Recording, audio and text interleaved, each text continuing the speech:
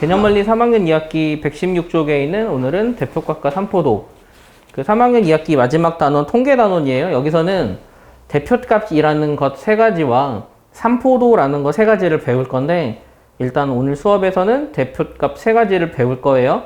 여기서 말하는 대표값은 대표하는 값이에요. 그러려면 그 몇 가지 용어를 좀 정리를 해야 하거든요. 첫째, 자료라는 말을 사용할 거야. 자료는 영어로 하면 데이터야. T인데? 데이터야. 그래서 그 어떠한 예를 들면 우리가 무슨 시험을 봤다. 그러면 시험을 봤을 때 각각의 점수들 이런 거를 데이터라고 해. 자료라고 해. 그러면 우리는 이 자료들을 하나의 대표하는 값으로 표현을 해야 하거든. 이 자료를 대표하는 값. 그게 우리가 배우는 대표값이라는 거예요. 그리고 여기서 사용하는 용어가 몇 가지가 있는데 그 다음 별량이라는 용어도 있어. 별량은 자료 하나하나를 별량이라 부를 거야. 예를 들어 우리가 시험을 봤으면 너의 점수도 별량, 너의 점수도 별량, 너의 점수도 별량 이런 거 다 별량이라고 부르고 그 다음 도수라는 말도 사용할 거예요. 도수라는 말은 아니 그리고 도수라는 말이 있는데 도수는 별량의 수 그걸 도수라고 해요. 이 두 가지 용어는 확실하게 좀 기억을 하세요. 자, 그러면 이 두 가지 용어를 기억을 해놓은 상태에서 우리는 대표값을 배울 건데 생각을 해보세요. 여러분이 만약에 시험을 봤어요. 그러면 뭐 우리 반도 있고 옆 반도 있겠죠? 우리 반을 대표하는 뭐 점수 뭘 하면 좋을까? 그렇지, 평균하면 좋겠지. 그런 것들을 배우는 게 우리가 배우는 대표값이에요. 이 대표값은 크게 세 가지가 존재합니다. 첫째는 평균. 평균은 우리가 굉장히 많이 사용하는 개념이니까 크게 어렵진 않아요. 평균은 전체 별량의 합을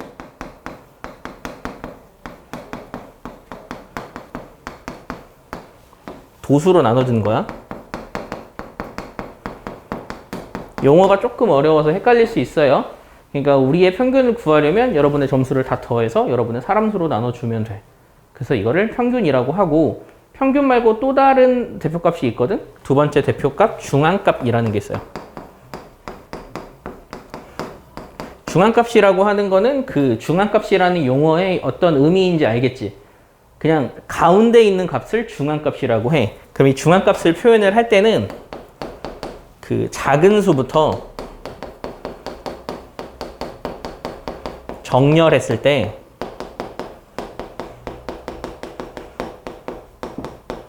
가운데 수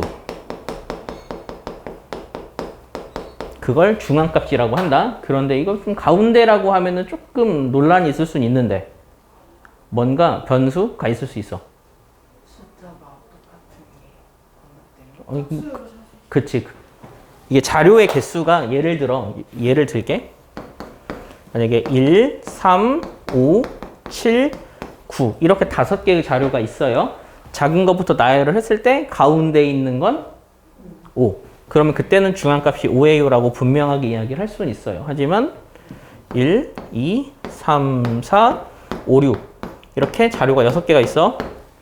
그럴 때는 중앙값은 말하기 애매하다고. 왜냐면 이게 지금 자료가 가운데 있는 게 3인지 4인지 헷갈려. 그래서 이 중앙값을 구할 때는 자료의 개수가 짝수개랑 홀수개일 때 중앙값이 달라져요. 그거 좀 잘 기억을 해야 돼요. 자, 홀수개일 때 잠깐만.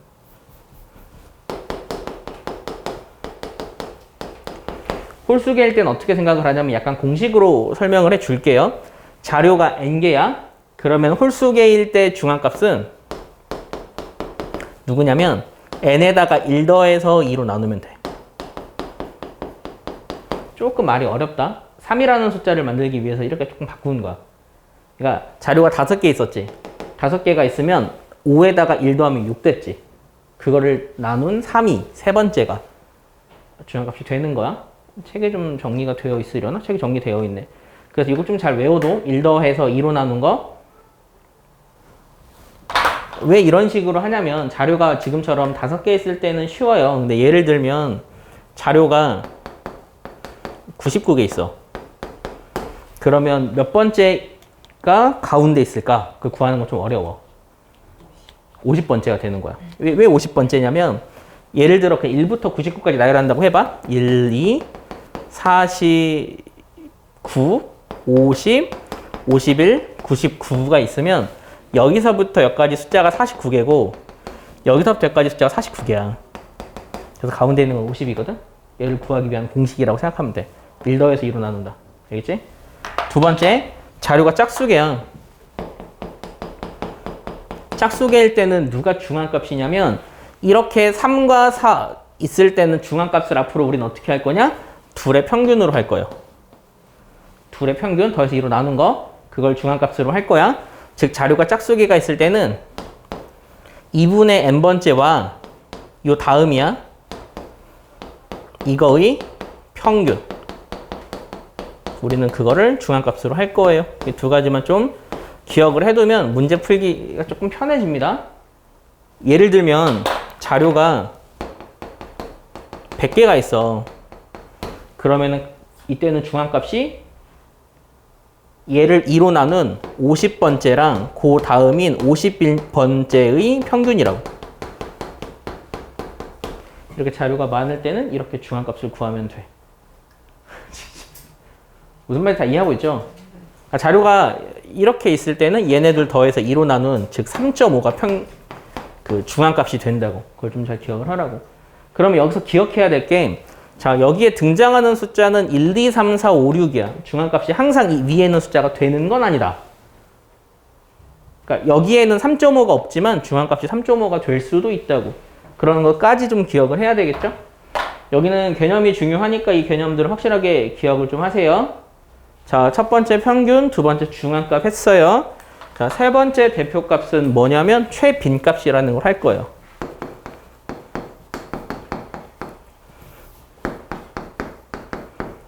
여기서 이 빈이라는 거는 자주라는 뜻이야. 뭐 영어로 따지면 빈도부사, 빈도라는 말 사용하지? 가장 빈도가 많은 거, 가장 많이 등장하는 값. 그거를 우리는 최빈값이라고 해요. 이 최빈값은 나타낼 때 어떻게 하면 되냐면 그냥 말 그대로 가장 많이 등장하는 수를 그때의 그 대표값으로 이야기를 하면 되는 거예요. 예를 들면 1, 2, 2, 3, 3, 3이 있어요. 자료가 6개가 있거든요. 이때 보면은 1이 1개, 2가 2개, 3이 3개야. 그럼 가장 많이 등장하는 게 3이지. 그러면 이때는 최빈값이 3이다 라고 이야기하면 되는 거예요. 이렇게 많이 등장하는 걸 우리는 최빈값이라고 한다.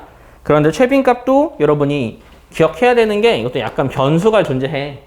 예를 들면 1, 2, 3, 4, 5 이때는 최빈값이 뭘까? 각자 다 한 번씩 등장하지. 이럴 때는 어떻게 이야기를 하냐면 최빈값이 없다라고 이야기를 해요.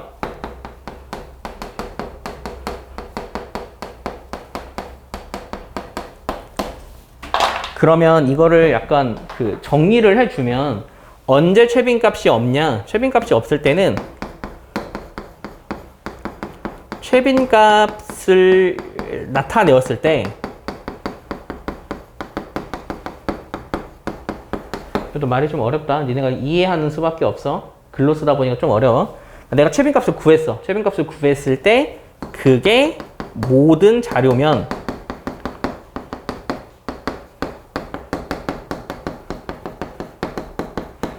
그땐 최빈값이 없다라고 해.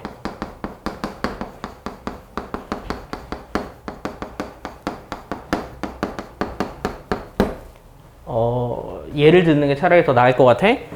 여기서 지금 1이 1개, 2가 각각이 1개씩이야. 그럼 우리 이때 최빈값이 1과 2와 3과 4와 5의 유라고 이야기할 수 있잖아요.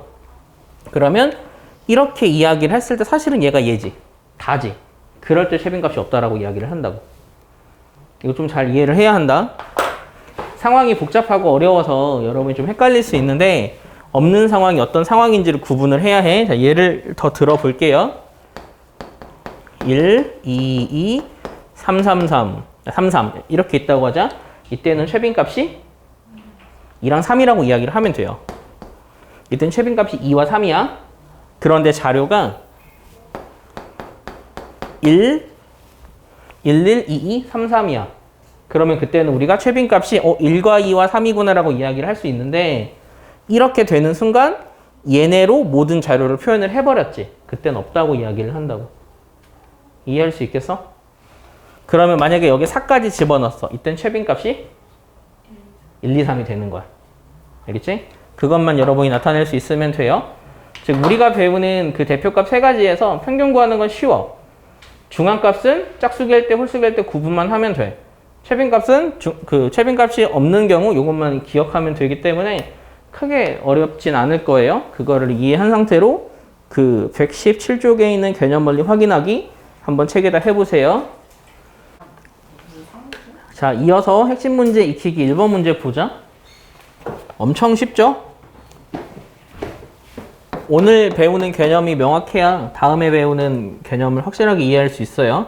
자, 그래서 이제 앞으로 어떻게 할 거냐면 지금 1번 문제처럼 8명의 자료, 음악 실기 평가 점수 자료가 있을 때는 무조건 작은 것부터 나열을 하세요, 일단.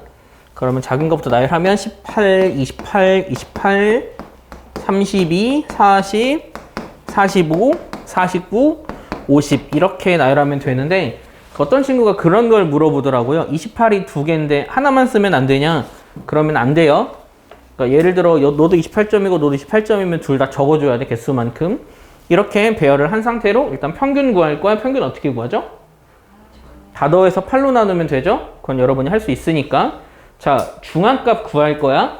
중앙값은 8개야. 몇 번째 거랑 몇 번째 거의 평균? 그치. 그러면 네 번째와 다섯 번째 평균이니까 이렇게 나열한 상태로 해서 이거 2로 나누면 돼. 36이겠죠? 이렇게 구하면 되는 거야. 그런데 여기서 실수하는 친구들은 어떻게 실수를 하냐면 이 표에 있는, 책에 있는 이 자료를 보고 네 번째가 49고 다섯 번째가 18이네. 이 상태로 구하는 친구들이 없을 것 같지? 진짜 있어요. 꼭 작은 것부터 나열하고 구하세요. 자, 그 다음 최빈값은 얼마죠? 그쵸. 28이 두 개니까 28이에요 라고 이야기를 하면 되는 거예요. 자, 그 다음 거 볼까요? 2번 문제. 2번 문제는 각각의 자료가 있는데 작은 것부터 나열을 해줬네.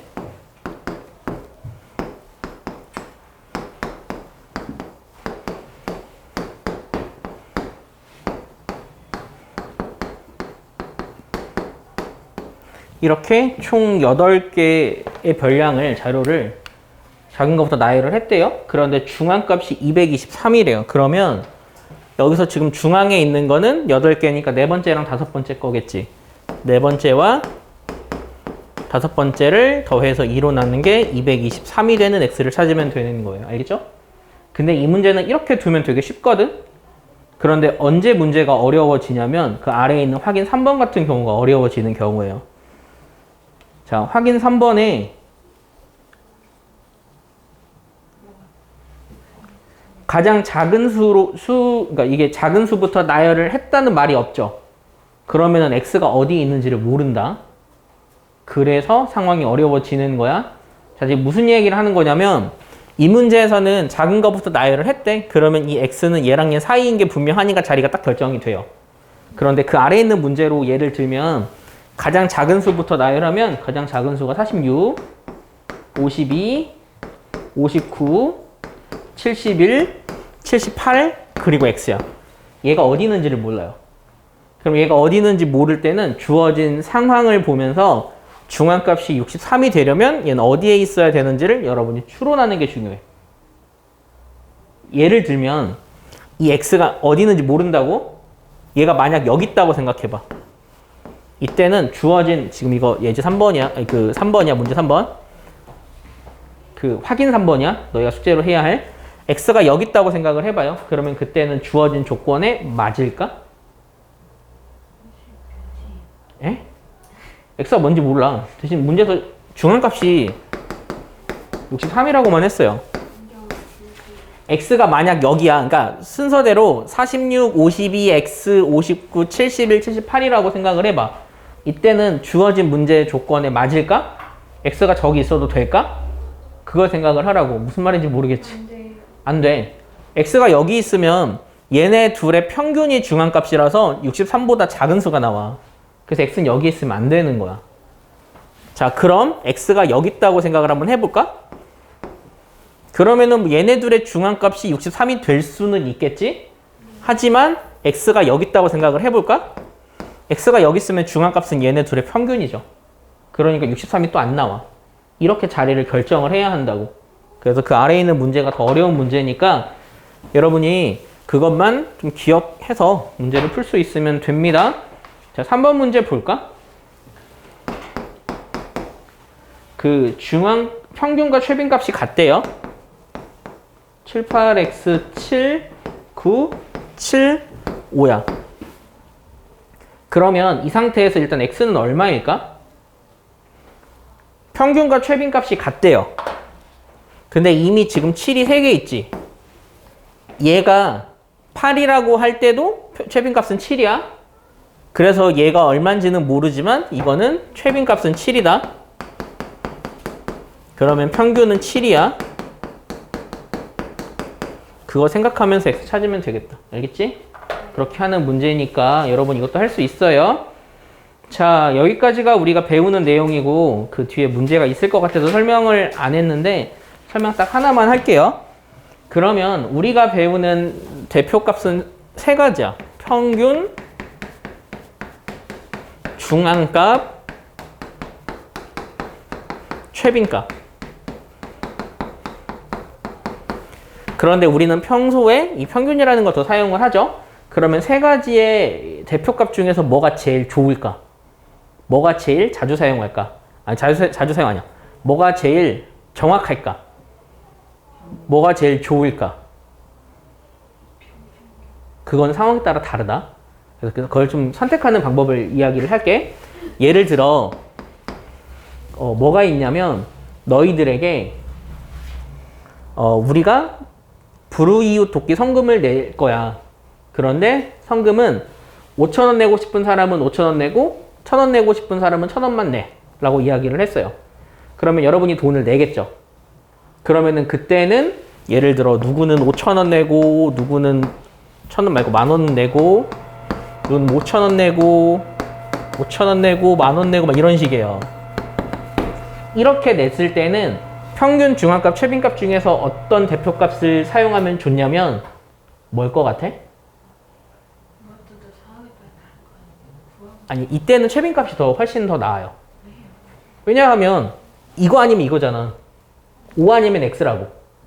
그러면 얘네가 5가 많은지 x가 많은지 이렇게 선택권이 몇 개 없을 땐 최빈값이 좋은 거야. 그리고 평균은 그냥 거의 모든 상황에서는 평균이 제일 나아. 그런데 평균을 사용하면 좋지 않은 경우는 딱 한 경우야. 어떤 경우냐? 만약에 우리가 시험을 봤어. 누구는 80점, 누구는 90점, 누구는 100점, 누구는 95점, 누구는 뭐 85점? 이렇게 점수가 고르게 대충 평균 90점으로 비슷비슷해. 그런데 여기 똥멍청이 한 명 있는 거야. 한 명 10점 맞았어.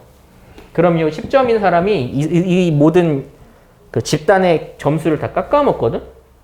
이때는 평균을 사용하는 게 좋지 않아요. 그래서 이렇게 자료를 보았을 때 극단적인 값이 있을 때는 평균이 정확하지 않아. 그 경우만 주의하면 돼. 그럼 이때는 어떤 값을 사용하는 게 좋을까? 이때는 중앙값이 좋아요. 그래서 그거를 여러분이 상황을 보면서 사용을 할 수 있어야 돼요. 실제로 우리가 사용해야 하는, 살면서 사용해야 되는 개념이니까 그 개념만 명확하게 알고 구분할 수 있으면 됩니다. 그럼 수업은 여기서 마칩니다.